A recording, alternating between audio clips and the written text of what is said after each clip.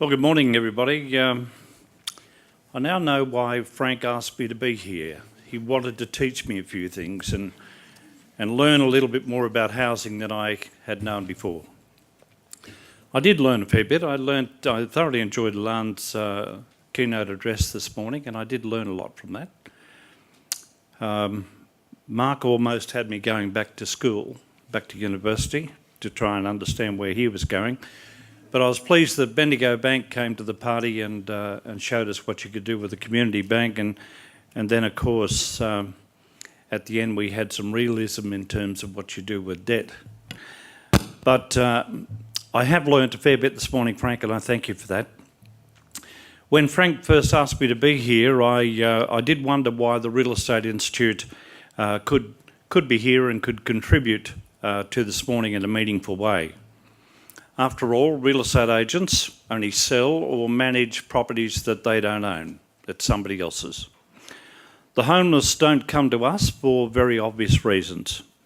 And unlike government agencies and NGOs, we are rarely approached to assist those with a disability. Some agents, in fact, have difficulty dealing with someone with a disability simply because they don't know how to handle the situation. Now, all of that is going to change with the NDIS. The industry will embrace the scheme, and I must admit, although just out of the womb, it is a wonderful initiative. When I think of those 1,700 plus individuals who are homeless in this city any one night of the week, I shudder and ponder why. Providing a bed for the night or for a week won't solve the homeless problem.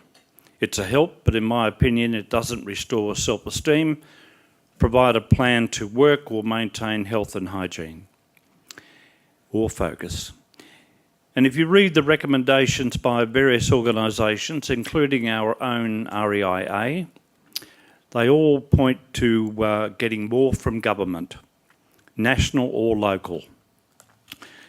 There is only so much of the revenue pie that can be served around, and asking government to expand public housing by 200 to 300,000 dwellings, or asking to reform the tax system, or demanding a strategy which addresses demand, resourcing, planning and supply, all to be very affordable, will in the main not happen, my opinion. All of these will be subject to motherhood statements, which I really find useless and sometimes offensive. Other initiatives tried have been inclusionary zones into various developments. These have affected the planning rules and added to the costs, and so far haven't worked.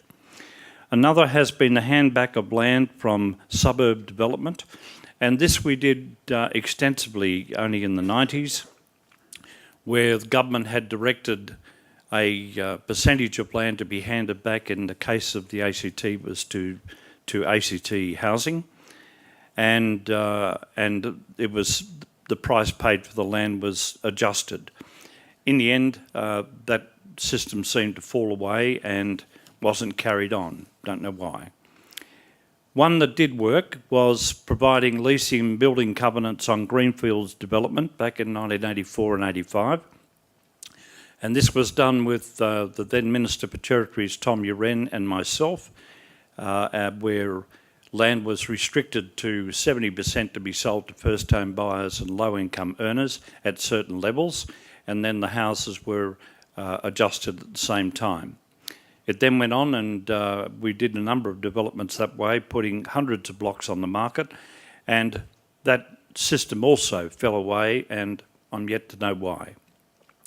So to assist in providing some solution that might free up public housing and encourage more investment in real estate, let me offer this.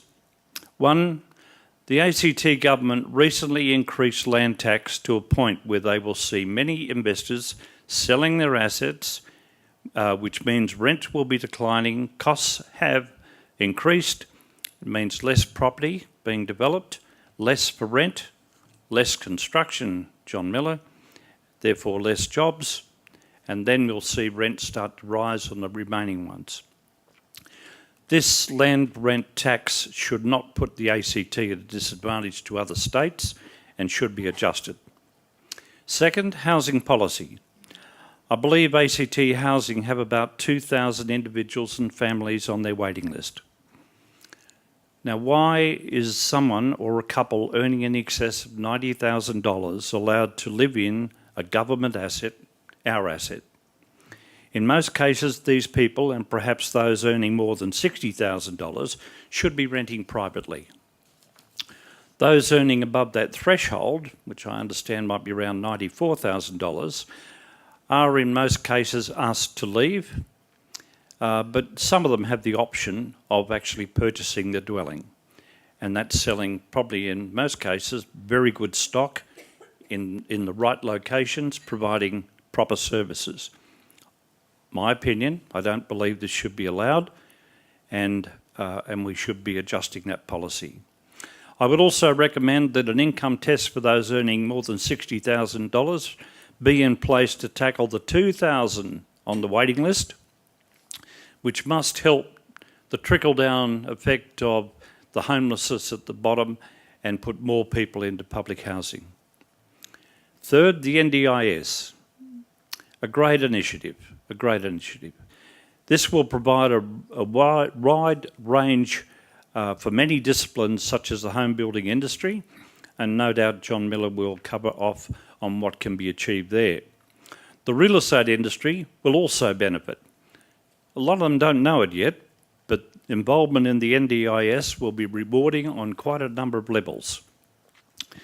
Many here today have been involved in determining what it is with those with a disability and can care for themselves actually want. From my perspective, a few things come to mind. They want to be independent. They want a place of their own. And I recall a development that I was involved in on the fringe called City Edge in Turner, probably about 12 years ago, where a number of apartments were specifically designed for those with a disability, with electric windows and doors, lowered movable bench tops, side opening doors on ovens, etc. And the people who live there absolutely love it. People with a disability want to be able to integrate socially, and they want security of tenure with their tenure with the premises that they are going to occupy. A 6-month or a 12-month lease only creates anxiety. By extending a lease to 5 to 10 years does provide security and comfort. And I've no doubt that landlords will be happy to make the necessary modifications that will be necessary to have a good long-term tenant, and we know that most of those people with disabilities make very good tenants. Well, so much for the negative. Let me be a little bit more positive.